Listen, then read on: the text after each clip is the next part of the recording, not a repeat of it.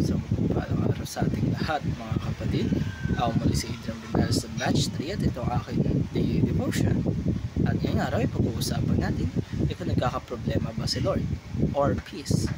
At ang ating Bible verse ay matatagpuan natin mula sa Judges chapter 6 verse 24. Sinasabi sa ating scripture ngayong araw, Then Gideon built an altar there unto the Lord and called it Jehovah Shalom. And to this day, it is yet in Opera of the Abiezrites.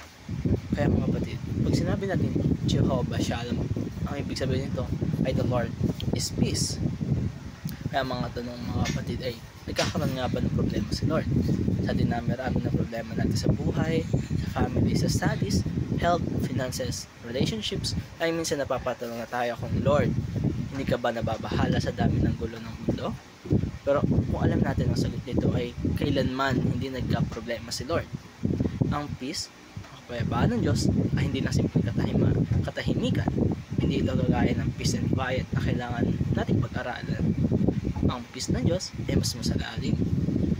At according sa ating video, peace as a divine attribute means that God is completely separate from all confusions, chaos, or disorder. So kahit magulo na ang mundo mga kapatid, kahit ang daming kaguluhan sa ating paligid, si Lord ay nanatiling payapa. Hindi siya kinakabahan, hindi siya nagpapanik, at hindi siya nagkakaproblema. Kaya ngayong araw mga kapatid ay tatlong teachings natin ay unang-una, God's peace reflects sovereign control. Ibig sabihin nito mga kapatid ay may hawak si Lord sa lahat. Siya ang may control, walang labis, walang kulang. Walang nangyayari na hindi niya alam o pinapayagan. Para bang kahit sabay-sabay ang galaw ng milyon-milyon between planeta at tao sa ating mundo, hawak niya pa rin ang sabay-sabay at perfectly organized. Kaya mga kapatid, ganito ka-powerful ang ating Panginoon. Dalawa ay God's peace flows from His unchanging nature. Kung ang puso natin ay pabago-bago, na minsan masaya, minsan malungkot, si Lord ay hindi kung paano siya noon, ay ganoon pa rin siya ngayon. At dahil dyan pwede tayong kumapit sa peace na hindi basta nawawala. Kasi ang source mismo na unchanging ay ating Panginoon. Tatlo ay God's peace is the altar we build in our hearts.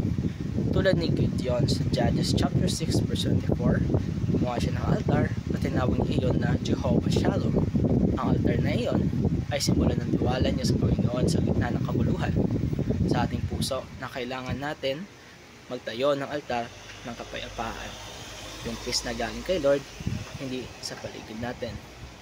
At para naman sa ating application ngayong araw ay unang-una receive God's peace through Christ Jesus. Si Jesus mismo ang Prince of Peace. Kung tinanggap natin siya, tinanggap na rin natin ang kapayapaan ng walang katumbas, hindi katulad ng peace na temporary lamang, kundi eternal. Kalawa ay rest in the God who is in control of every situation. Kahit anong problema ang kaharapin natin, kahit gaano ito kabigat, ay alam natin na hindi ito bagay kay Lord. Kaya magpahinga tayo sa presensya ng Panginoon kasi alam natin na hawak niya ang lahat at kontrolado niya ang lahat. And everything is happened for a reason. Tatlo ay rely on God to bring peace to your relationships. Kung mayroon tayong kaaway, may tampuhan sa family o may misunderstanding sa ating mga kaibigan, ay pagkatiwala natin ito kay Lord. Dahil siya ang kaya magdala ng tunay na reconciliation o solution. At ito ay datapos sa akin ng devotion. Maraming salamat sa panonood.